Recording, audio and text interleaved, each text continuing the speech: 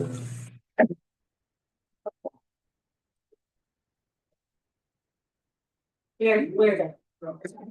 call the October 21st, 2025 meeting of the Planning and Zoning Commission to order.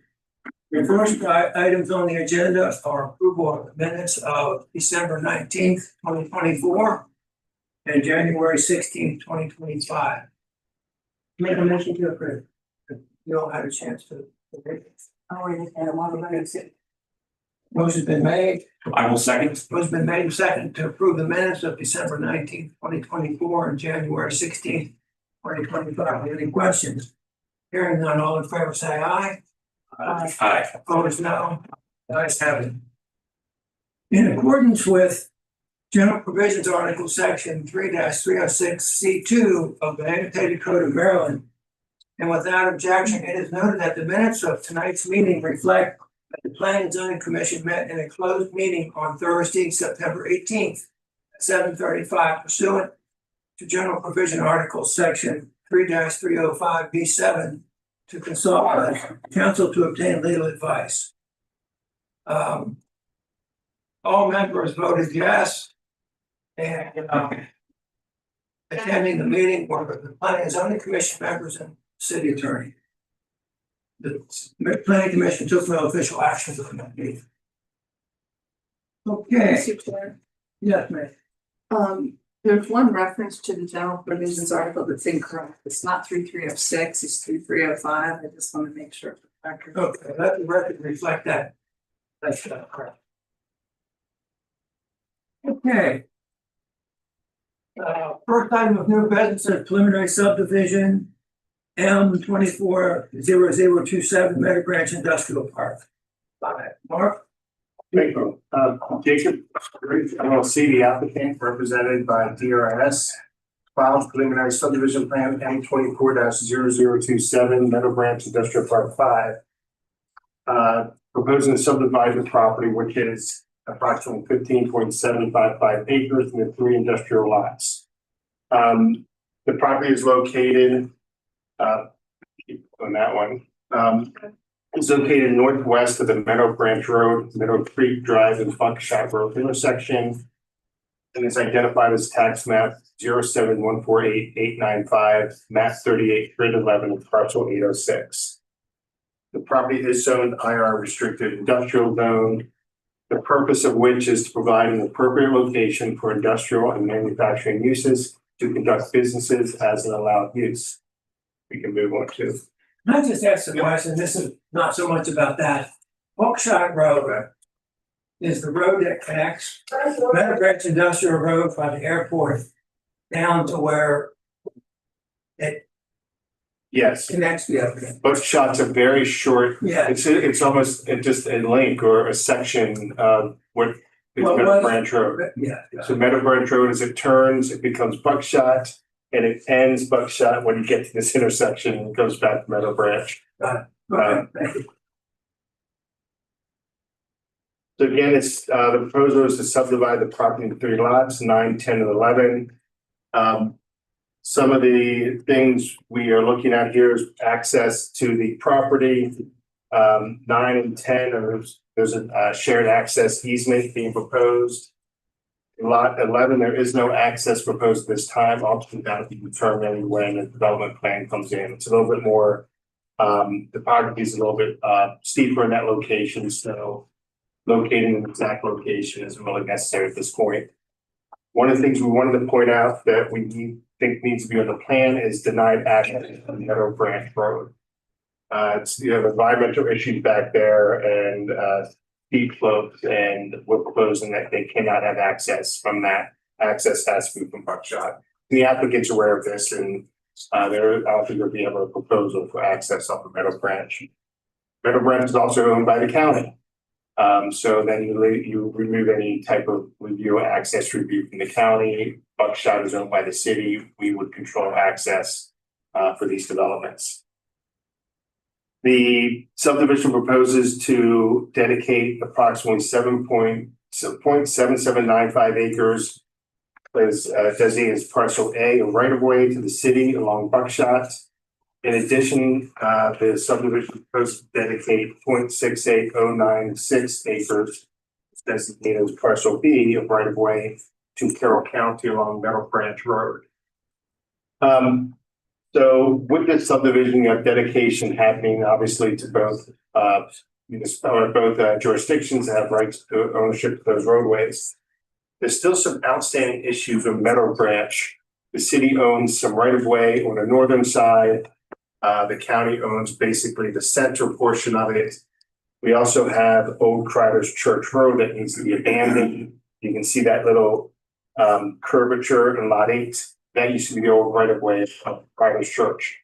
So this is the preliminary. Ultimately, we move to final. We'll have to have a mayor county council approving the abandonment and also accepting the dedication. That happens at subdivision.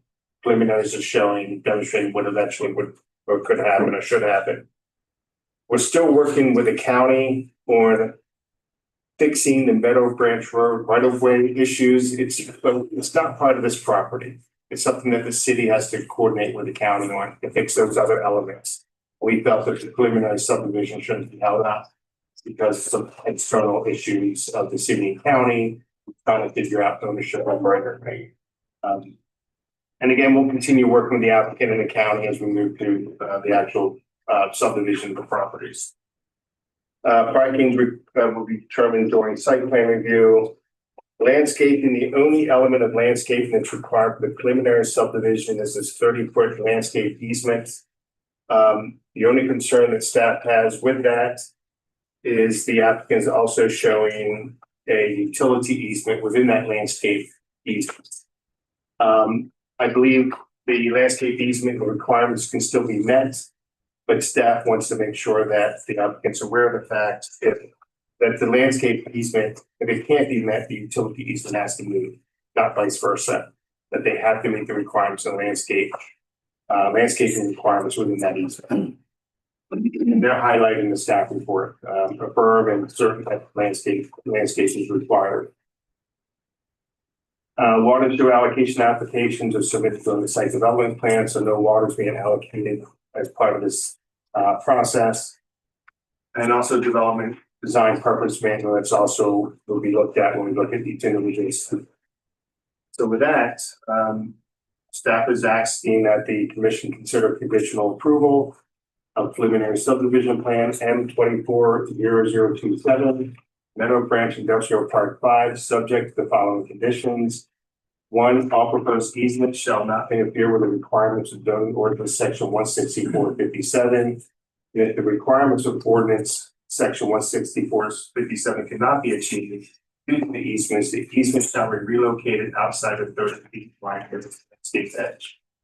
2, depicted in the access to lot 9, 10, 11 from Meadow Branch Road is to be prohibited. 3, address all remaining City of Westminster and Hanover Land Service comments. Did I have any additional for this one? And that completes my report. I'm available for any questions. Mr. Diva. Just to clarify the process, so this is a preliminary plan. Yes. Will the final plan come back to us or just a site plan? The final plat comes back to the Planning and Zoning Commission to determine compatibility or consistency with the preliminary subdivision. Okay, so we're just approving the preliminary tonight, then the final will come back to us, but then after the final, then when the site plan, when the different parcels get developed, those site plans will be coming back to us as Yes, well. each individual site plan goes back to the Planning Commission. We do have a site plan in for lot 10 that is under review. So we will have one that's on the heels of this preliminary subdivision and subdivision. And can you clarify, maybe I'm just having trouble finding it, or this like strip of land that's running through 11, what is that? That's Criders Church. That's an old right of way for Criders Church Road that the city owns that we would have to abandon. The northern portion of it, that little piece within Meadow Branch Road would have to be then dedicated to the county. The portion on the property itself would be abandoned and would go into lot 11. Because it's not showing up in reality anymore, but it's still a paper, Exactly. a paper road. So that will disappear. Okay. And then could you just give clarity of exactly where this easement is on the screen that you're talking about, the concerns between the landscape buffer and then the utility easement?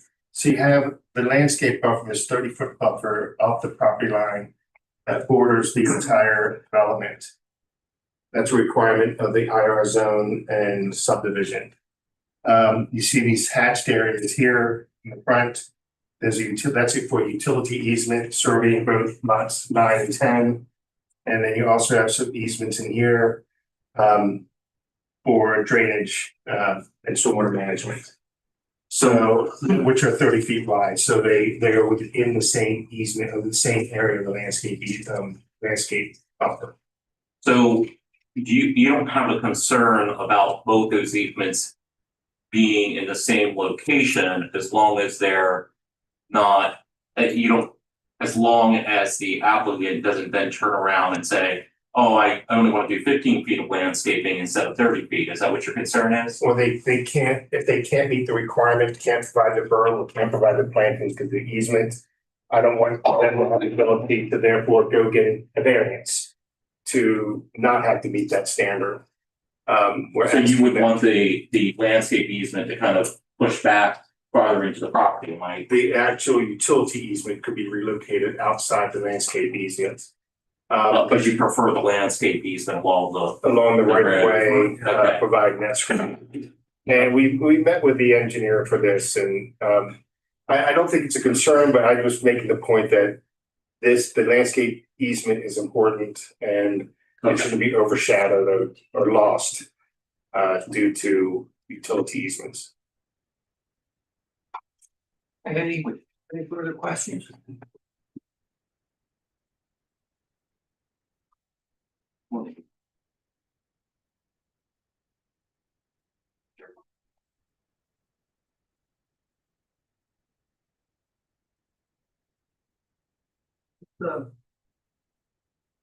the commission.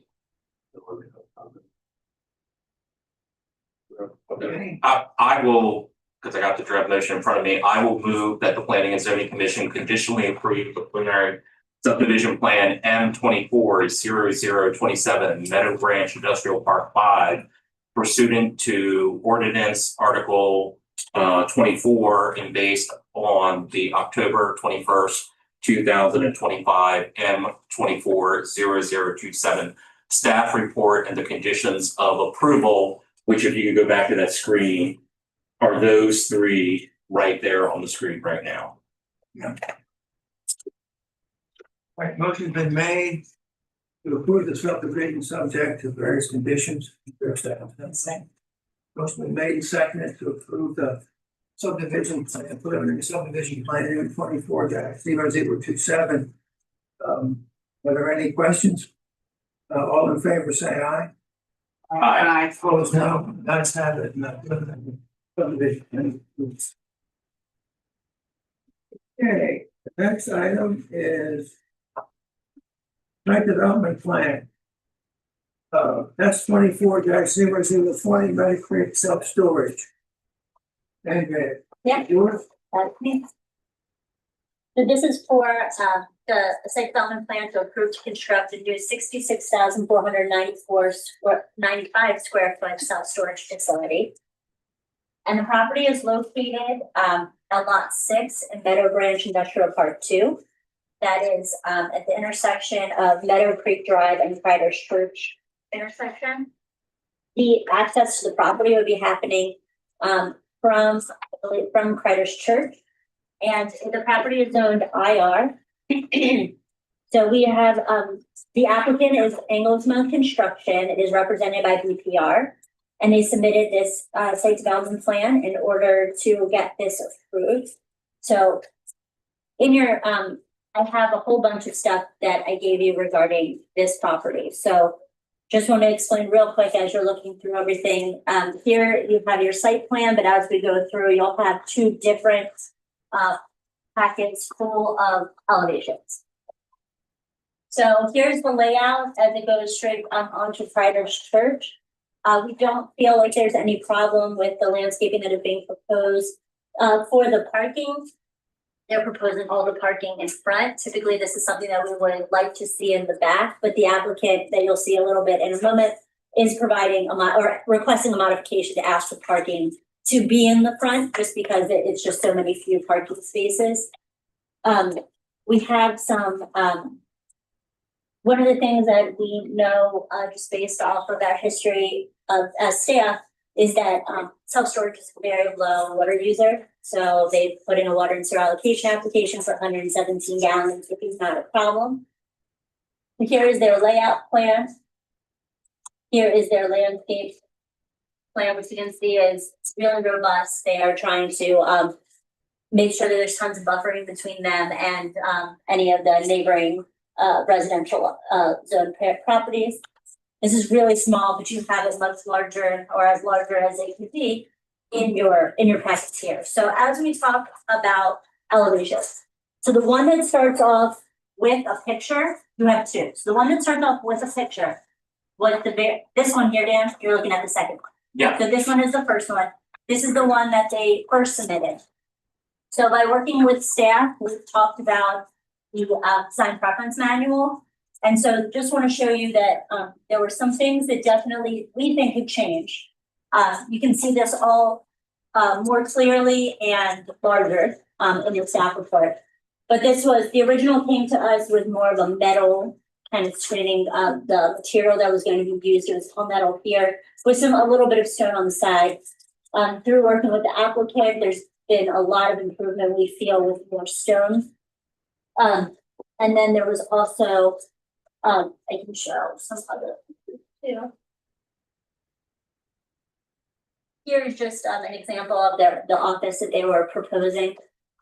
So once again, like I said, this was all metal and the stone, and now we're just putting stone. If we backtrack real quick, this view would be from the intersection. So the intersection I'm just talking about, you would get to the corner of the building. This is the front elevation facing Cryers Church. This would be Meadow Creek, and this is what would be facing the residential development across the way, roadway.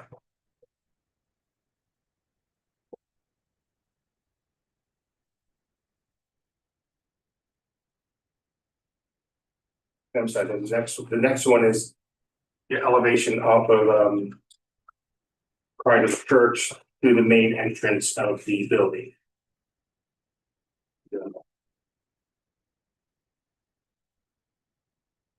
That's where your parking would be and access to the facility.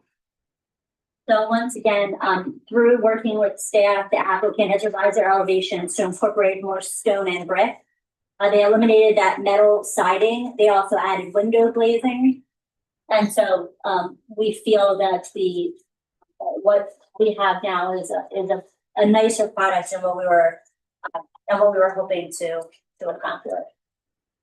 So according to the staff report, there are the two different kind of things that are sort of outstanding. One is that we want to make sure that the commission agrees with staff that you feel that the new revised architecture and elevations that they're providing do in fact meet the development design preference manual. We as staff, we do, but it's just something that would come to you if there's anything additional that you were hoping to see here. In addition to that too, we're asking, because that parking in the front versus being parking in the back is in the design preference manual, that's a modification to the planning commission and not something that can be done really administratively. In your staff report, it does talk about the fact of what the standard is according to the design preference manual, and then also the comment that city staff does not have a problem with this. But we, like I said, that you're the ones who could grant the modification. So we have some additional comments, recommendations that go beyond what was in the staff report. First, we would, as we always say, to address all outstanding city and county comments prior to the submission of signature set for Mylars. But in addition to that, we had a few more comments. I don't know if you want to address it or. So one of the issues or things we looked at, again, staff is in favor of the amended elevations. We think it meets the design preference manual, different heights to the facades. We added more windows, the material change. And to the material quickly, it's an ethos material, but the applicant is proposing a metal form of ethos. It looks the same, but it's more sturdy. And it will last longer. I'd rather have the better material, but the look is identical than you would see in any other ethos. So it allows the etching and the design that you get in the panels, but it could be a better product. We think it should be something that should be at least an option versus just your typical ethos type of material, which wouldn't last as long. So so we didn't have issues with that. It talks about not allowing metal facades, but we've always taken that to be the metal standing seam type of the Morton buildings, is that type of metal. So when you say can you just point it out so make sure I understand what it is? So anywhere you see this material. That is actually metal that looks like the or stucco, like, Exactly. gotcha. So the stone is still the stone veneer. The stone veneer is still here, but this material, and it could be either, but we want them to have that option. I think the elevations came back showing this ethos. The original ones had more of a metal ethos. We talked to them that we were comfortable with the metal one as well, because again, it gives the same look.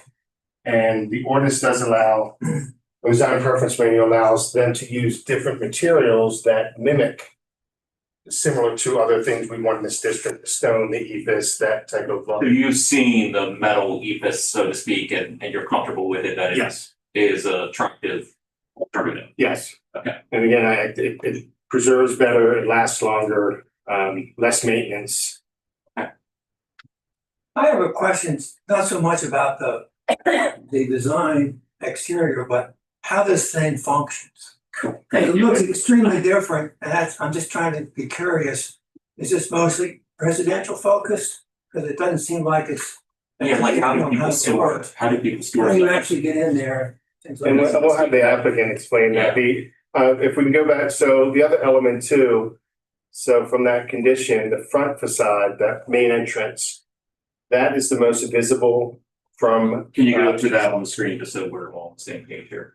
And maybe go to the site plan too. Maybe the big one, but So that front element, you see that entrance is right here. you need this entrance right here. We're talking about. Yeah. Can you pull that up on the screen? Well, Is that not there? No, it's not that one. Can I do that? You can keep going to the one, the other elevation you had. This is that front entrance that That's right. faces, that's right there, that faces out to Yeah. Prior's Church. Go back to the site plan. We have a lot of landscaping, if you go to the landscaping one. The only true, once the landscaping grows up, it's still gonna be attractive, but you still have this clear, visible view from the street. Staff was wondering if you follow these lines of sight, if at least the stone element could be expanded to just make this a little bit more of an attractive front section, entrance section. It kind of breaks up that long ethos. Are you talking about like it looking more like this window section? No, let's go back to the front element. We go more. So instead of having ethos here, that this provides more of that stone element, kind of lighting that, because this is a very long facade and principally ethos, and this is the most dominant view. We're just asking maybe that could be dressed up a little bit more. Because in my mind, I was kind of thinking some of the windows would look nice, but you're thinking just a different material. If they can get more windows, absolutely. I just don't know what the interior space and how it Gotcha. functions is. But just trying to dress up that main view that you're gonna see. Yeah. Not doing the entire wall of stone, but just maybe extending that out just a little bit more to. Well, the southern elevation, I think the southern elevation is very attractive. The southern elevation. But I tend to agree with you. I think that the east elevation, I mean, this part, as you walk in, it looks good, but I do think it needs a little bit of something on either end of the main entrance. I don't disagree with that. You're okay, we can work with the applicant on that, Yeah, element. and then these elevations are much more attractive than these other elevations, so I commend the applicant and staff for working together to kind of get in the right direction. Yeah, they were very good to work with. These designs came back quickly to us when we talked to them. It was a good collaboration to get to where we are. But I do have a couple questions like our chair does, so we'll. But real quick, we have sidewalks for safe pedestrian access from all building exits. Staff has concerns that you have these exit doors out of the back of the building that just open up to grass. And the intent is when you have exit doors, in case of emergency, provide a safe path to get to the public way. So staff is asking those sidewalks must be provided. Are there exit doors in the back of the building? Yes, if you look at the site and then go to the site plan. It doesn't show up on elevation. Okay. Let's go to the site plan. It's right here. And here you have exit doors, they just come out to a concrete pad. But it doesn't direct them out to a public way, they can provide a sidewalk to here or another way that you direct people. They're emergency. I guess that question would be asked, what these are for, I would assume these are emergency exits. Otherwise, I'm not sure what the purpose of them would be, because they're not really accessing that building from there. Yeah, That's- I mean, I hear your point. I don't know whether I am as hung up on that, but that's just my initial gut reaction because it's an emergency exit. So if someone gets out of the building, they get out of the building. You know what I mean? Like, I think it might be code, it might be code, but maybe somebody else will speak to that. okay, I My understanding is when you're exiting for safety reasons, you have to provide safe access to a public way. gotcha. And grass might. If that's not the case, but that's what we're trying to accomplish. Okay. And then the final one. We talked about the signage for the building. The one concern we have when we go to that corner elevation. This is the one that would be up and facing residential development. We're asking that these not be internally illuminated. They have goose lighting or other uplighting to the building. We wouldn't be opposed to that, just the internal illumination. Staff concerned about some complaints you're gonna get having this bright red glowing sign with the residences across the street. And that is their report. Because I see, is there residential on both those corners or? It's residential development across the street from Meadow Creek, and then across from Carter's Church is a residential property. It's a residential property that's right next to the church. Facing the front, off Yeah, of Carter's okay. Church. They actually had to get a variance So it, from distance to that residential development. So, yeah. okay, so it's residential on both sides of that. Yes. Okay, And we did bring that to, I know it's late in the staff report, but I did talk to the applicant about that concern. Okay, who's here that can explain how this works? Okay, perfect. What's your question? How does a person access this self-storage use, and is it primary focus, residential focus, yeah, show that, as yeah, opposed to commercial? yeah, like how do you enter into the self-storage, how This do is very people different, unload, because this is different than what we. product than what's in Westminster. Sure, so the main entrance is only for access to the office area. So to the main parking area is open and free. There is one smaller access door here that would only be for walk-in type things. You could take anything big, you could take a hand cart or carry boxes. Wouldn't allow you to move anything large, to be like a double swing. As you move to the left or towards Meadow.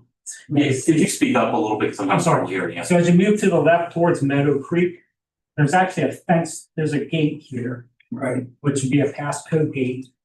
And then there's a larger staging area and two larger entrances where you could take larger booths. And this is gonna be more geared for residential, like home storage. It's just not gonna be like for commercial use. The interior storage units are relatively small, a lot of small storage units, so it wouldn't be, it would be more for like, storing living in. When you say small, 5 by 10, bigger than that? There's a bunch of various sizes. There's some larger ones that might be like 10 by 20, there's a bunch of smaller ones, so. So if I'm going to visit your facility and dropping stuff off. Yeah. You're telling me if I'm looking at this plan, I'm gonna pull into this gate and there's an ingress egress door here There's two. and here. Yeah, I see that right there. So can you just give me a sense of what the interior of that building looks like? Is it a bunch of hallways with a bunch of Bunch of cubes? hallways, a bunch of cubes. Cubes. Exactly. Okay, I'm just curious, like if I'm unloading stuff, like, do you have like carts or like, how does that work? You'll have to, whatever you bring in, you'll have to provide your own way to cart it in. There won't be, as far as I know, there won't be anything available at the facility to borrow or use. You have, So like if I'm in the back corner of that, you got a long walk. you got a long walk, Yeah. that's just the way it is. That's the way it That's is. the way it is now in these That's the way places. it is. If you have a space that's interior in the back, you either have a car or you carry it. Okay, so that's not something you guys provide or anything like that, I'm just On curious, service, I don't. because I haven't seen this, I personally experienced this myself. Yeah.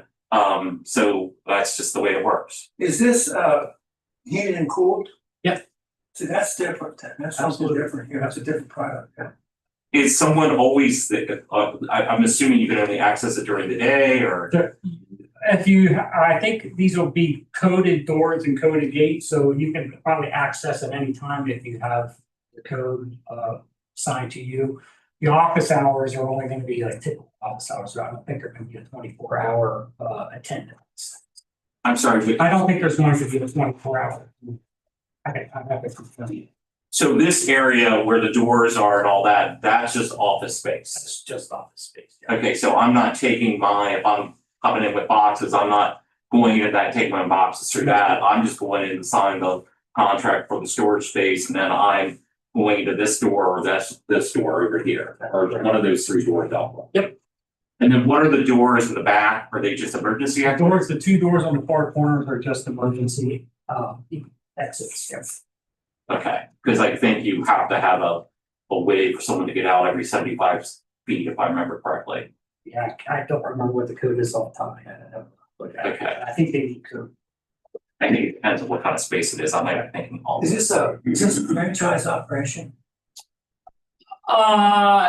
They develop storage facilities similar to this across the country, so I guess, yeah, you could call it a franchise. I don't know that the name like Cube Smart is individual to this particular unit. It's not Cube Smart constellation. So you, the engineer, connected to the.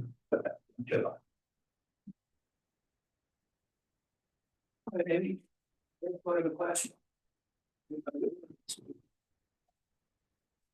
You can go back to those, your recommendation. So address all outstanding city and county comments prior to the submission to my timeline. Try to improve elevation at the primary entrance to the facility off of Crowder's Church Road, and I would suppose that we're comfortable for letting staff kind of navigate that, is that what you're suggesting, staff? And then any signs facing a residential zone shall not be internally illuminated. I think that's reasonable. What about the ensure sidewalks are installed for safe access from the building exit? If that isn't a code, then I'll leave it out to the code, and I think they will have to require it, has to be shown in the plan. If you're comfortable not requiring it, it's not subject to code, I'll leave that up to the thing. I mean, he would say, right, but if you would have some kind of concrete pad. Yeah. Somebody can come out, they can walk up there, I mean, well, we're doing some fire, I'm sure it's right, so I'm not without, but it's necessarily requirement. It just seems like just putting in a lot of extra concrete, which I'm not necessarily a fan of. So my feeling is if it's not required by code, I'm okay with those two back entrances, just having that. In the theory that, you know, there's a fire, someone's gonna go out there and go to the grass, they're gonna get out, do whatever they have to do. So you'll do if required by the code? Yeah, okay, I think that is what I'm more comfortable with. Um, Does anyone else have any other?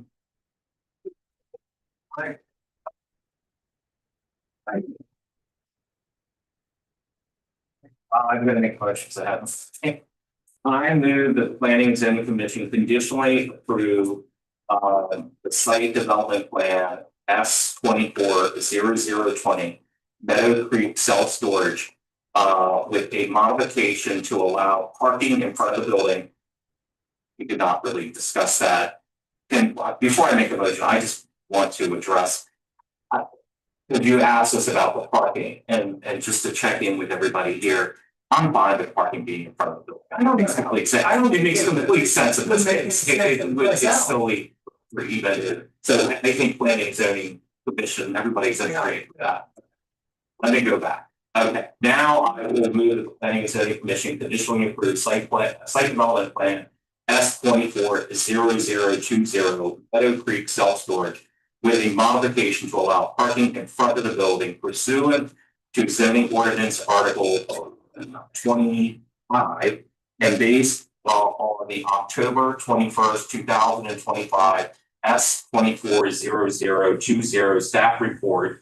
Well, as in conditions as modified as shown on the screen, those 4 items right there, which I'm going to read out since it's not in the staff report. Address all outstanding city and county comments prior to submission of signature set Mylars. Provide improved elevations at the primary entrance to the facility off of Criders Church Road.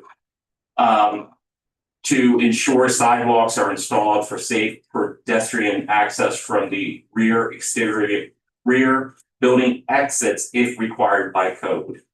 If not required by code, planning and zoning is fine without them. And then also any signage facing a residential zone shall not be internally illuminated. So with those 4 conditions, as I just stated, that's my motion. My motion. Motion been made, second. That motion been made and seconded to approve the site plan subject to the staff report and recommendations. Are there any questions or concerns? All in favor, say aye. Aye. Opposed, no. Ayes have it. Mr. Chair, would it be all right if we make a 5-minute break before we start again?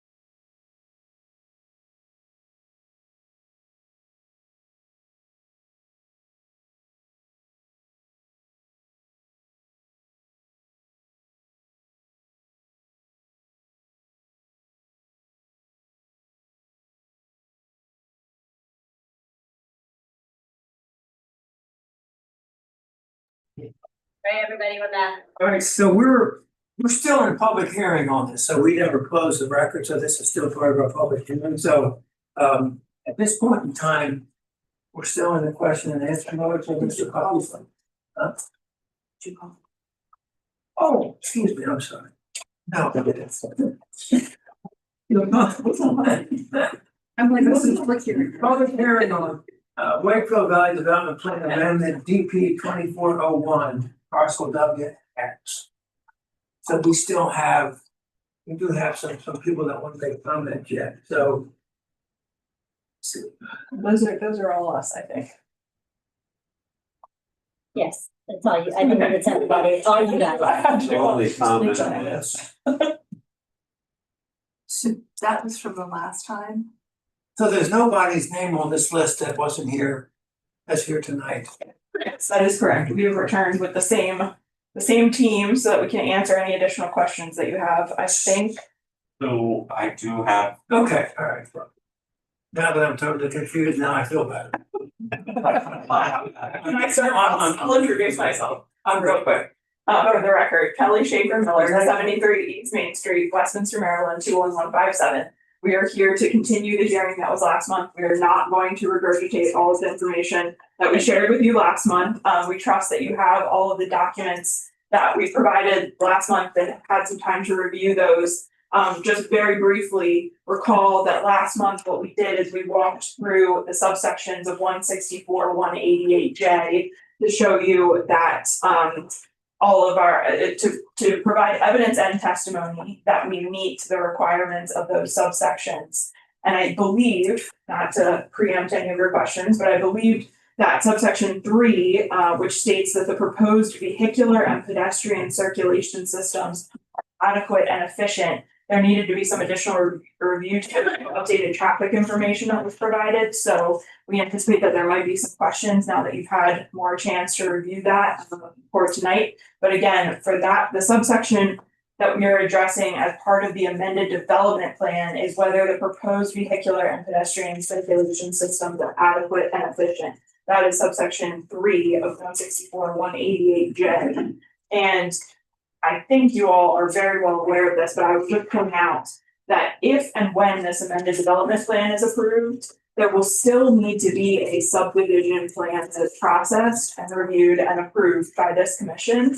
And part of that process, we anticipate, will be a full review of a traffic impact analysis that is provided for the subdivision. So while we have done one of those to show you that we meet that subsection 3 of 164, 188J, for this hearing, don't think that this is the only review of that traffic information, because that will be fully reviewed by staff and by this commission as part of any forthcoming subdivision plan process. So I just want to make that clear, and we do have everybody that was here last month with us again: Marty Hackett, Richard Kress, Joe Rudder, and Mike Lenhart. So we are happy to answer any additional questions that you have related to the plan or any of the evidence that was put on last month. Thank you. Okay, Mr. Huff, you had some questions? I do, I just want to clarify a couple things to make sure I'm understanding. First off, for staff, so process wise, planning and zoning is going to make a recommendation tonight, one way or the other on this plan. It then goes to the mayor and common council to make a decision regarding the density and the overall plan. But does, as Ms. Miller was saying, does that then come back here for fine tuning site plan or no? A preliminary plan. So once, whatever recommendation you make tonight, the planning commission attorney drafts a recommendation letter for the planning and zoning commission. And that would come back to the planning and zoning commission. If a decision is made tonight, that would come back hopefully next month for you to bless the letter of recommendation to the mayor and common council as to what you recommend and whether you feel it complies with the requirements of the ordinance. And then that would then go to the mayor and common council. Mayor and common council would have final approval of the development plan. They can take your recommendation, they can modify the recommendation, and whatever happens after that. If they approve density on this parcel W. Whether it follows the planning commission's recommendation or follows a different recommendation or a different approval by mayor and common council. If density is applied, this is just applying that density to the parcel W. They would then have to come back with a preliminary subdivision plan to be approved by the planning and zoning commission, just like we just had a preliminary subdivision plan tonight. And Mr. Miller, and we'll get the staff traffic study again. It'll be a more detailed traffic study that also the county reviews, because you have Bell Road and they're the ones who are controlling access to this development. So they're gonna look at site distance and traffic there as well. And then following that, you would have your subdivision plans that would also come back to the planning and zoning commission.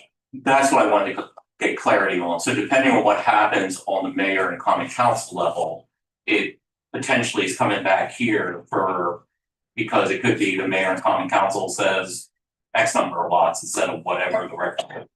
Yeah, the planning and zoning commission makes. And so one way or the other, potentially is coming back here again. Okay. I want to ask a couple other questions, and this, I guess, is of staff. Having reviewed now, because originally it was the 2022 traffic study, having looked at the 2025, I just want to make sure I'm interpreting what I'm reviewing correctly. But when I looked through that traffic study, I did not see anything in there that gave me pause that the existence of in theory, 35 lots on this property is suddenly gonna somehow blow off the area and make traffic horrible and all those things. I'm saying it simplistically, but it's my interpretation, because you read traffic studies far more often than I do. I didn't see anything in that traffic study that gave me pause. Am I correct? Or am I missing something? You're correct. I didn't see anything that gave me pause. And at the preliminary subdivision plan, and we get more in depth with the county review, if there is mitigation necessary at the preliminary subdivision plan, we can see any necessary improvements. But for this project and what was submitted, there was nothing in that traffic study, both of the 25 or 35 that I felt or that I saw was concerning. Okay. Then the other questions that I have are related to the open space that I guess is a combination of the applicant and staff to get a better feel for is the first off, I guess the question is related to parcel X, the open space that's supposedly being conveyed to Carroll Luther Village. Is the intent, is that coming back to the city?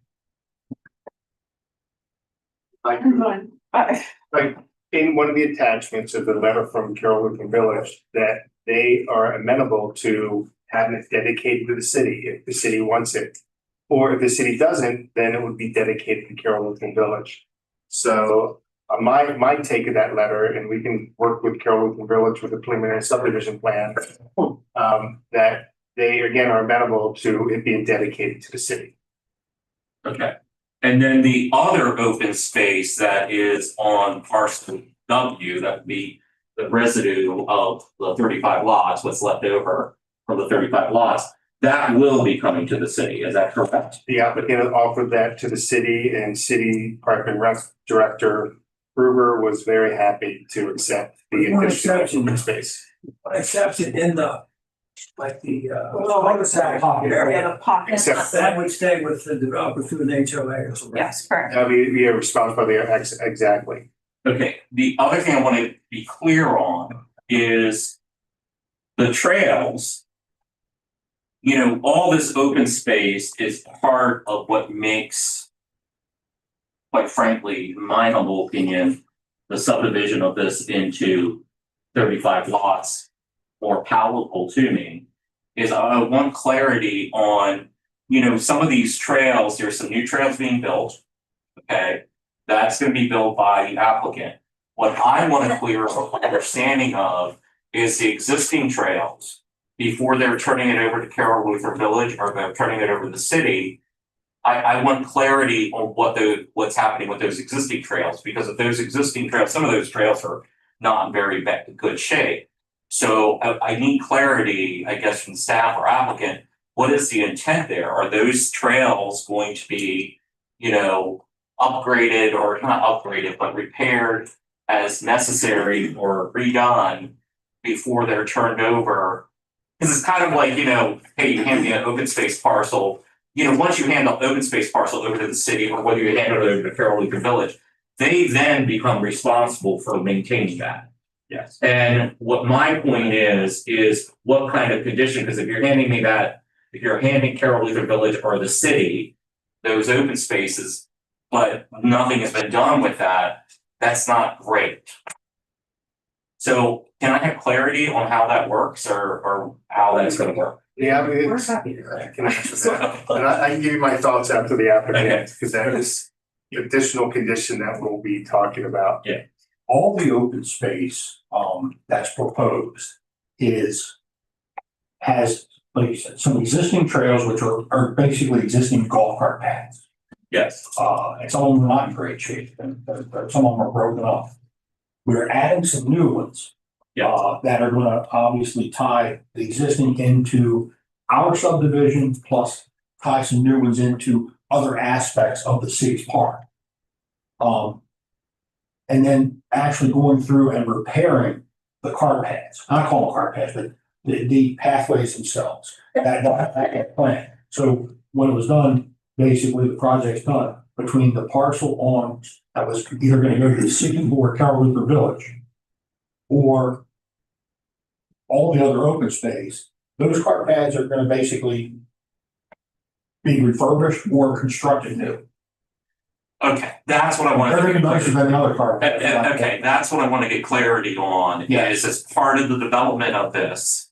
Yep. That these paths are gonna be the ones that need to be repaired and all that are going to get repaired before they're turned over either to the city or Carroll Legion Village. Correct. That I think is helpful and I think is beneficial for the planning and zoning commission to know, as well as when it goes to the mayor and common council level, because, there might be consternation on the number of lots that are being approved here. And the more that there's other positive things that are happening with open space and all of that, I think that all ties into the desirability of this project happening.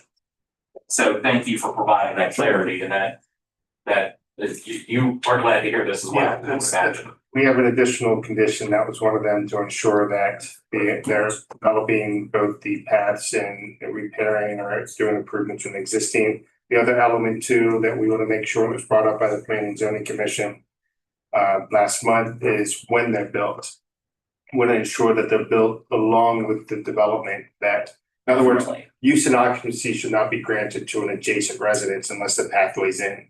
Because as we all know, once people are living there, trying to come between houses, and it's difficult to get the path that is, even though as it is, it just makes it more difficult. So as it does develop out, we'd like to see them, and the applicant, I think, commented on that last time as well.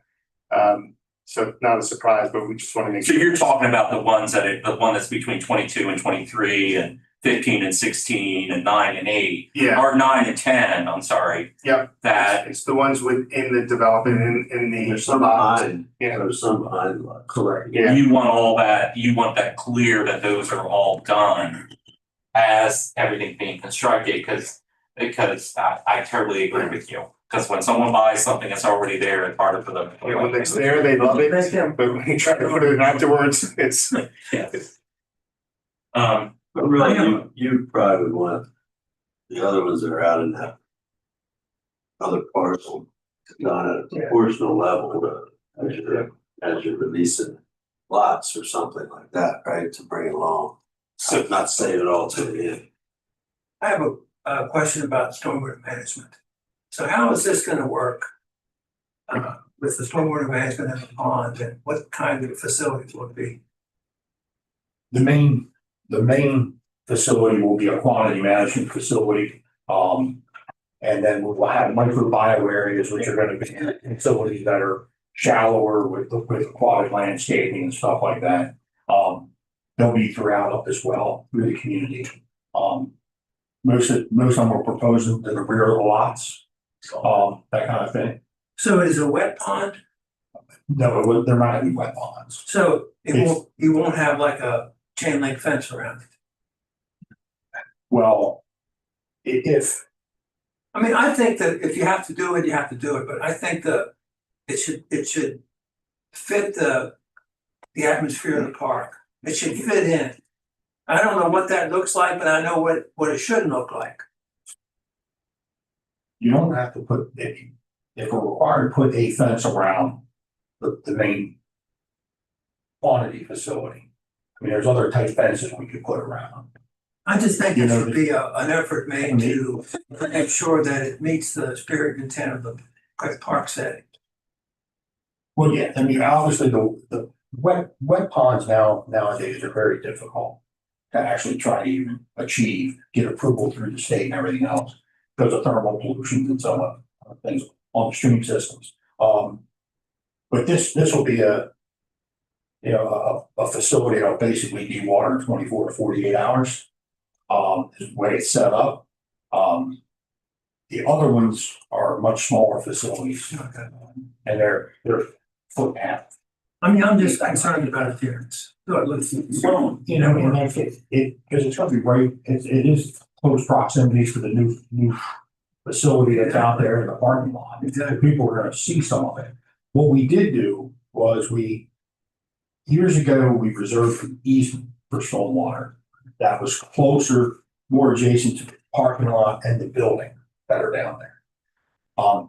Since we took the whole development and shifted it up, I noticed that one. we shifted the stormwater facility up as well to get it further away from the city's facility. So the intention is that stormwater management easement that's currently on parcel Y is going to disappear.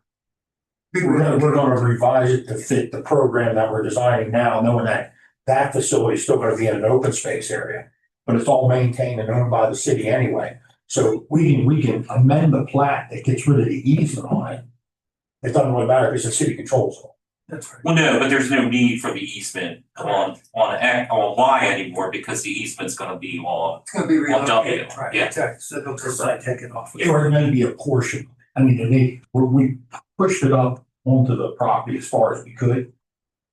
But not sitting down where it was. So we haven't done all the engineering to confirm that you can keep everything off of That's correct. But we've certainly pushed it as far away of as possible. Y, but your intent is to try to keep it on Y. Correct. Is that what you're saying? So we can modify that existing easement, make it smaller and on that side, I think we're gonna have to propose an easement where the facility is physically gonna be on some of the open space that we're conveying to the state. Marty, if this development plan is approved and we come back for subdivision, will that be a more accurate picture at that point in time? Oh, yes. And then, Mr. Hackett, this is just a comment, as I'm nitpicky, but, when it comes to placement of housing and stuff like that. The only comment I'll make, and I know that, if you're coming back, you'll end up coming back.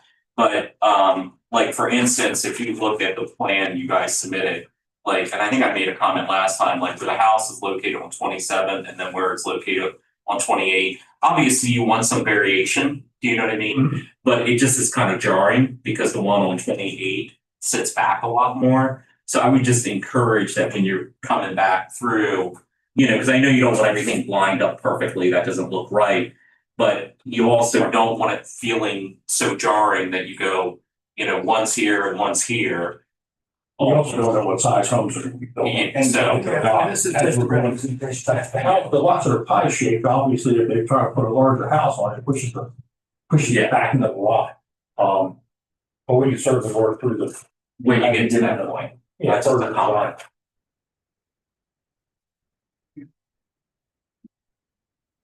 design. Any further questions? On parcel X, besides the old cart paths that will be refurbished. I think I asked this before, but I don't remember. There are two large ponds and maybe a small pond. Are they going to still be ponds when this is over? Yes, our plan is not to do anything with them. The people, I'm sure, are using the fish or whatever they want. Yeah. And they're not fenced in now. I don't know why they need to be fenced in later. All the other facilities, right, the whole park. And they drain somewhere. Put it somewhere.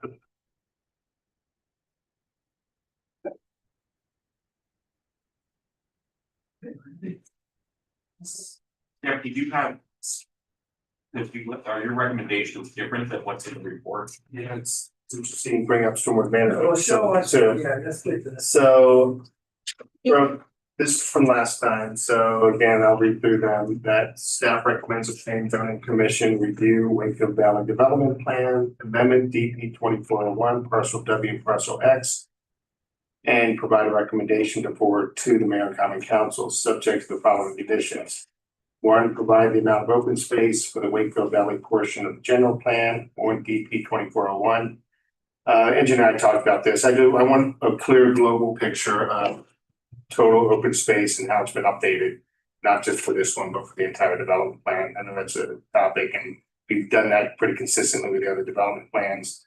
Compliance with landscape manual, additional landscaping may be required as DP 2401 proceeds to the development plan amendment and preliminary subdivision process, if applicable or required by the commission. The third one, compliance with parking. I'm striking that one. It did provide a designation or a little detail of each of the parcel of the lot showing compliance with parking. And we'll look at more of that for the preliminary plan. I don't think it's necessary at this stage of the plan. Compliance with the 2016 Development Design Preference Manual and Architectural Standards outlined in DP 2401 Public Hearing Staff Report. Additional design preferences and architectural standards may be required as DP 2401 proceeds through the development plan amendment and preliminary subdivision process, if applicable or required by the commission. 5, demonstrate that water remains available per the memorandum of understanding between the city and Richard Crest dated June 2nd, 2014, and amended May 1st, 2015 and August 15th, 2017 for the development of DP 2401. 6, no additional water shall be provided by the city of Westminster for DP 2401. 7, address all remaining city of Westminster comments. And the added ones, which we're actually talking about tonight, abandon the stormwater management easement on city property. Maybe that's expanded to abandonment of the stormwater management easement following further review at the preliminary stage. They need a portion of it. The hope would be they can provide all stormwater management on parcel W. By abandoning this easement that was intended for parcel W development, the city recaptures usable open space that isn't subject to a stormwater management easement. So basically what we're trying to say is the unused portion of the easement, once developed, would be abandoned. Would be abandoned, and if they use a portion of, the hope is they don't. If they do, the hope is minimal, and the easement is then revised to reflect the amended stormwater management plan. 6, all new trails and all existing trails improved per the city on parcel X and W by the developer and open to the public. Open to the public, there's obviously the open space that the city owns, or the city would own if we get parcel X and the additional 17 acres of open space, that'll be public access. It's the trails on the development of the 35 lots. We want to ensure that there's a public access easement. The public can also access those trails to further connect the system. And install a sidewalk along Bell Road, this is the county roadway by the developer. This plan doesn't really show that connection. We brought it up before, but we want to make sure that the sidewalk is along the right of way of Bell. Are you talking about, so you're talking about a sidewalk along this portion? Yes. Because there's not a huge portion along Bell, right? Yes. Yes, okay. If we have a development just to the west that's on the heels of this, that they'll also add a sidewalk connecting these properties to the existing sidewalk further west. So it'll just be a continuation of sidewalks along Bell Road connecting existing. Okay. You're gonna leave that up to us, okay. So basically, if I'm looking at the staff report, your recommendations you have recommendations 1 through 7. You are now suggesting deleting 3, Yes. which is compliance with all street parking requirements of the zoning ordinance and having those three in red on the screen. Yes.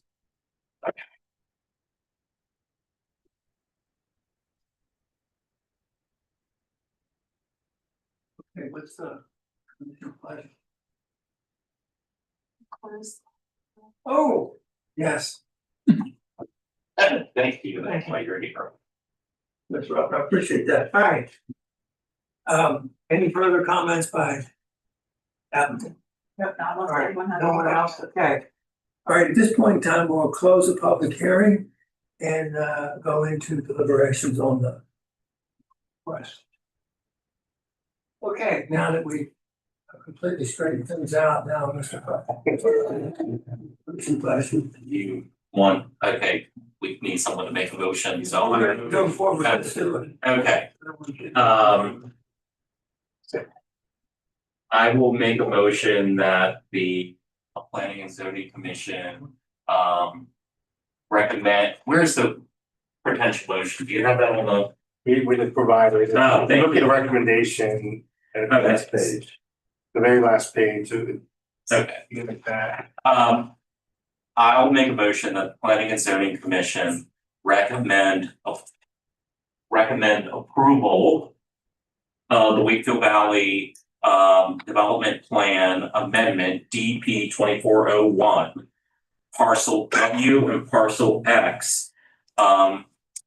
Recommend approval to the mayor and common council with the 7 conditions minus condition number 3 in the staff report, plus the 3 conditions shown on red on the screen, which I will read as modified, is that the stormwater management easement on parcel Y that is unused by the developer will be abandoned and returned to the city, so abandon that easement.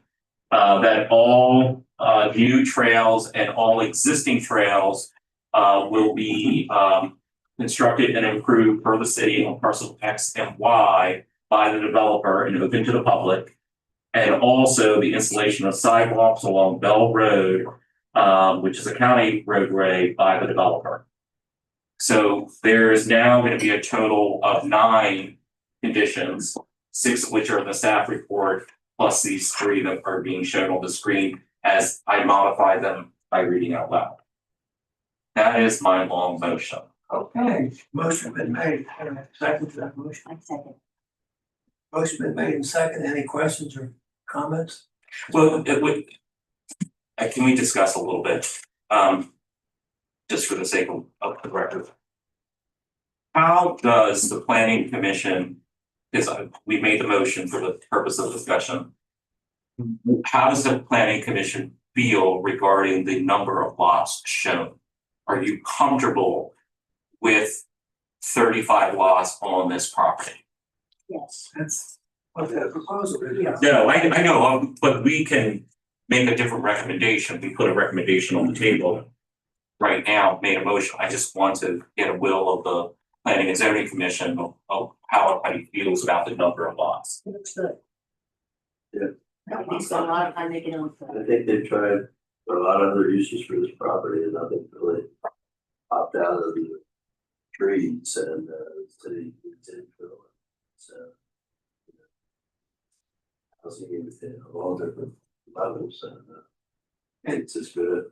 It's been very Nice for it. The other thing I'll say is, you go back and look at the history of this property. There was a difference in the past that the developer wanted X lots and the city wanted X. And believe it or not, this is right about the middle. This is a really good compromise for this property. As far as the number of lots.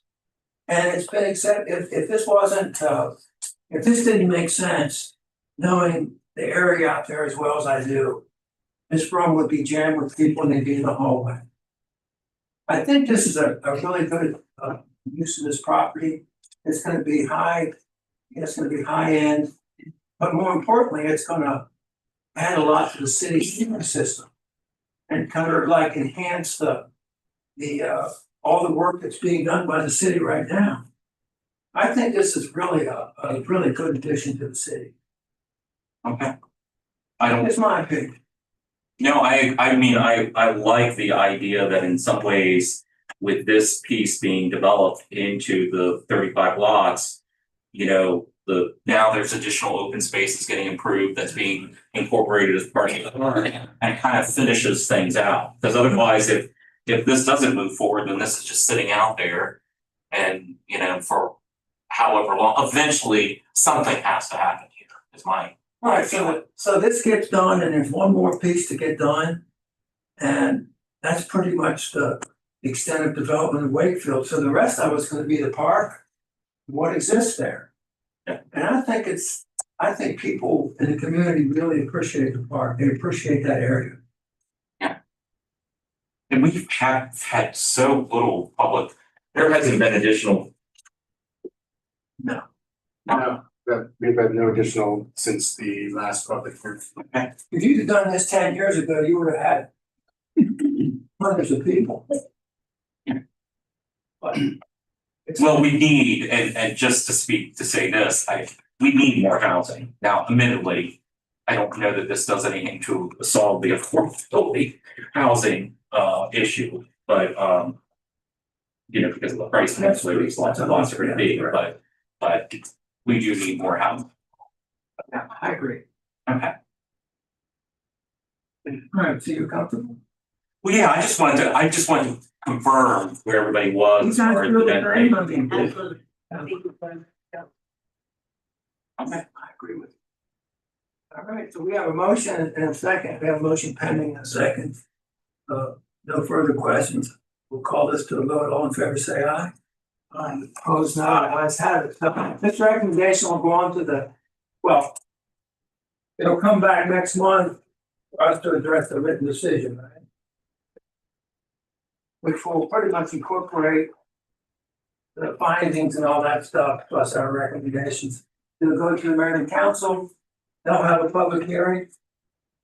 And then once they make a decision, then it'll come back to us in form of a preliminary plan and final plat. So we're gonna see this a lot. Mr. Depot, just for our collective benefit, so when it goes to the mayor and common council, it's a public hearing, is that correct? Yes. Yes. We advertise a public hearing as we did for this. Does the mayor and common council necessarily make a decision that night, or is it presented and then it comes back, or it can be the same thing that happened here, can be continued depending on what the level of questions are and all of that? Exactly. They can hold the public hearing, close it, and then come back later for a final decision. They could keep the record open. It's similar to what was done Similar on to what this was level. done, yes. Okay, it's not like an ordinance where it's introduced and then it comes back for, adoption. Okay. Okay. So. You write that, Karen? Yes. Okay. So hopefully we'll get that before the next meeting, so we have a chance to read it before the meeting and then. Yes, sir. Okay, fantastic, thank you. When is our next meeting, just for clarity? It's going to be what, November, Because we have Thanksgiving coming is up. it November 17th? It's the 20th, right? The third Thursday, right? Yeah. So the third, then just the clarity, it would be November 20th. Yes, right. Yeah. Which is not the week of Thanksgiving, so we don't have any issue there. Okay. Okay, so next is Tammy. Hi. Thanks for staying tonight. See you all. All my updates are coming from Claire Stewart. Yeah. Lori.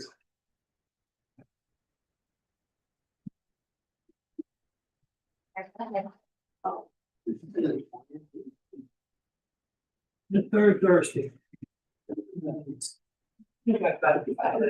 They apparently don't want to say to hear what you're trying to say.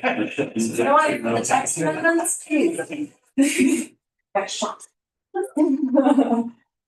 Okay, so, yeah, these are all coming from Claire Stewart. If you have any questions about any of these updates, you know where to find her. So water and sewer, I think it's spring 2025 amendment, is being reviewed by MDE for approval. This amendment includes Hampstead, Tawny Town, Union Bridge, and New Windsor. Fall 2025 amendments include Mount Airy, Tawny Town, and Freedom. It's scheduled for certification by municipal planning and zoning commissions on October 27th. And the county planning and zoning commission on November 18th. Text amendments, Board of County Commissioners sent zoning text amendments to the Planning and Zoning Commission for their review and recommendation. Topics include the adequate public facilities ordinance and use off the premises signs. Commission will begin and continue their discussions throughout October. So, master plan updates, the master plan work groups on housing, economy, and agriculture met over the summer. They made their recommendations to Planning and Zoning Commission. Staff from the planning division provided an overview from each work group's meeting during the Planning and Zoning Commission meeting held on October 1st. On November 5th, the work group reports will be shared with the commission. After receiving the work group reports, the Planning and Zoning Commission will consider them as part of a broader effort to review, update, and recommend changes to the county master plan. There will be many opportunities for the public to give feedback throughout this process, which is expected to continue through 2026. So when is the hope that the new master plan for the county will be approved?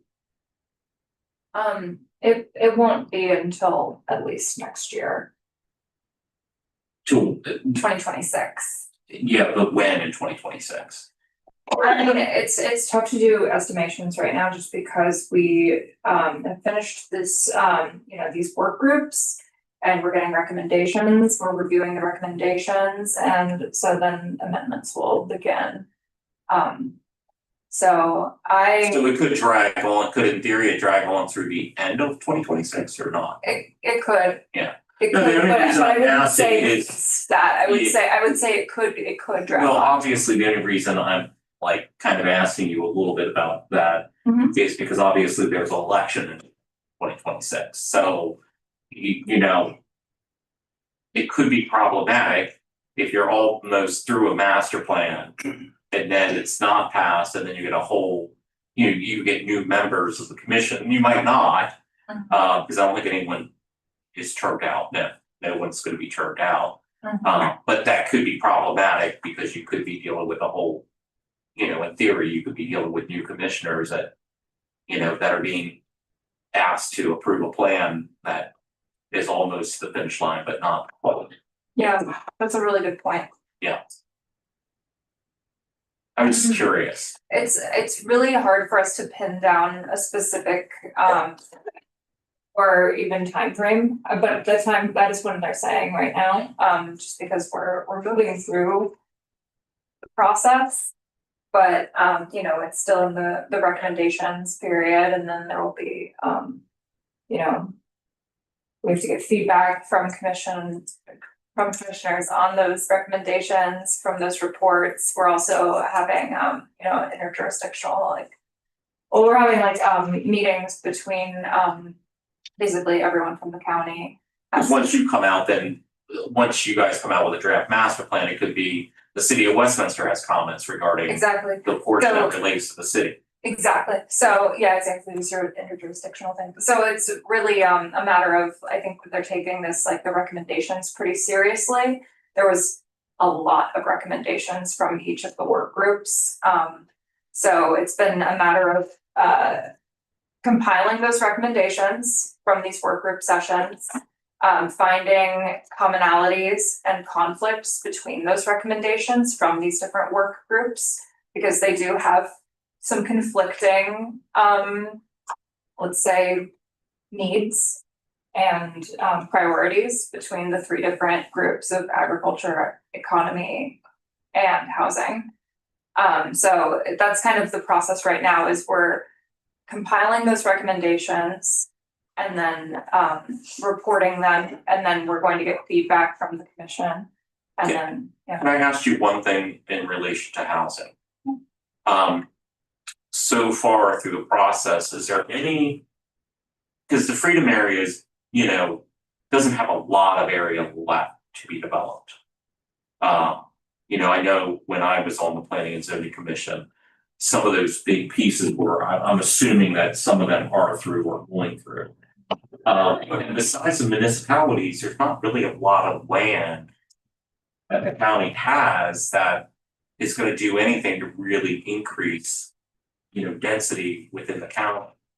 So is the county looking at like what they do to help increase housing within the county, or are they going to help partner more with the municipalities to try to help the municipalities grow to do housing? Or am I asking you a loaded question you're just not prepared to answer tonight? It's a tough question to answer right now, because I would recommend when the reports are made public for the housing work group, I would recommend looking through the recommendations from the housing work group, because that's what we're going to be basically going off of.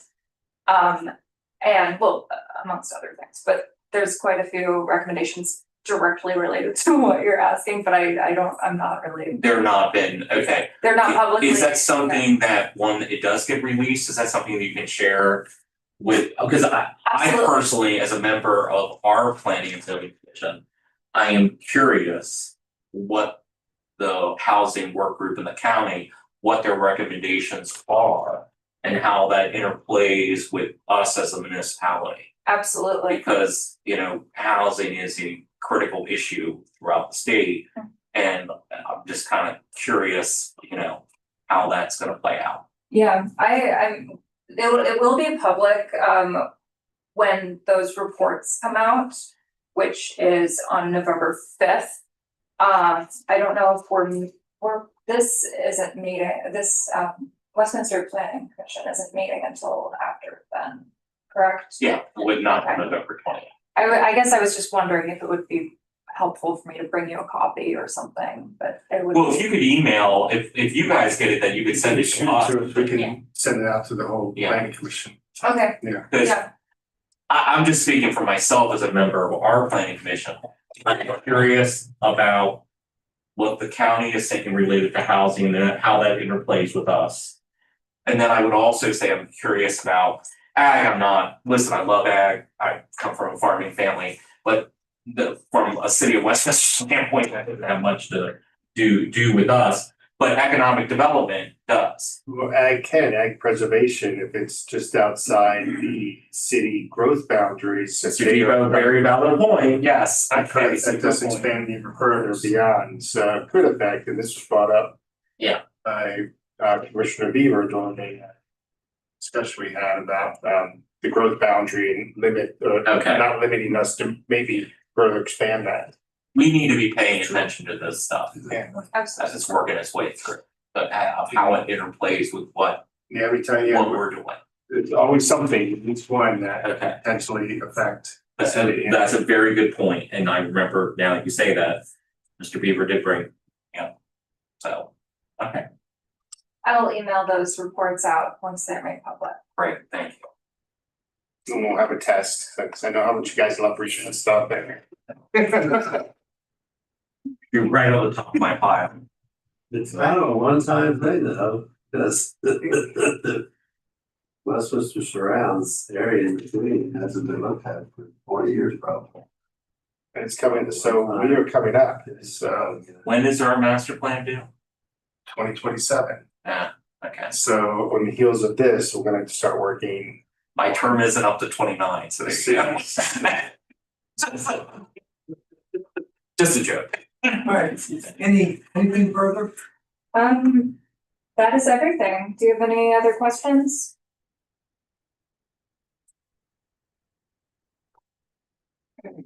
Staff, you have anything else? I do. We got an email from Daphne Daly just thanking the folks who were able to come to that planning commission meeting, just saying thank you and that your input was really helpful. And so she wanted to relay that message to you. Oh, thank you.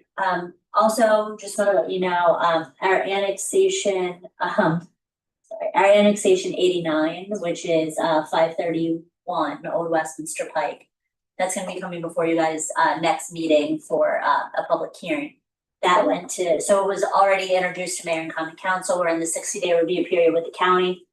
And so that is went today before the Planning Commission for Carroll County and is going on Thursday to the Board of County Commissioners. That's good. Where is 531 Old Westminster Pike?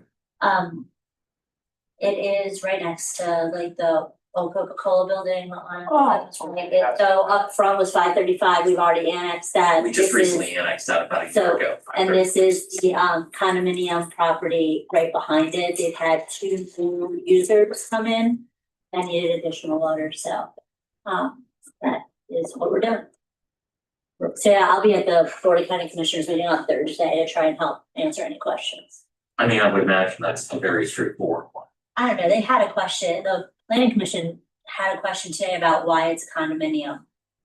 And It's a form of ownership. yeah. Yeah, it just is. I mean, Yeah, that's yeah. what. That would have been my argument, like, you know, it's an allowed, you know, it's allowed form of Ownership has ownership. nothing to do with it. So that was what, and so the attorney answered that, but that was cause I heard that there was a question, I'm like, what inquiry would they have about this? And they said they wanted to know why it's condominium, and I was like, It's existed. Yeah. It's, So. yeah. Okay. Okay. who knows what Thursday will bring, but I will be there to try and help answer any. Okay, all right, I don't think anyone can unwind the condo regime at this point. yeah. Pretty, yeah, it's That's, complicated. yeah. All right, so ready to adjourn? Okay. Go ahead. No, you, after you.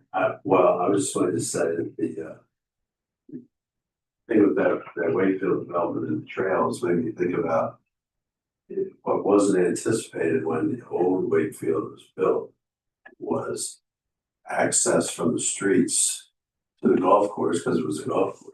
But now that it's walking trails, it's kind of a pain because you have to get permission from your neighbor.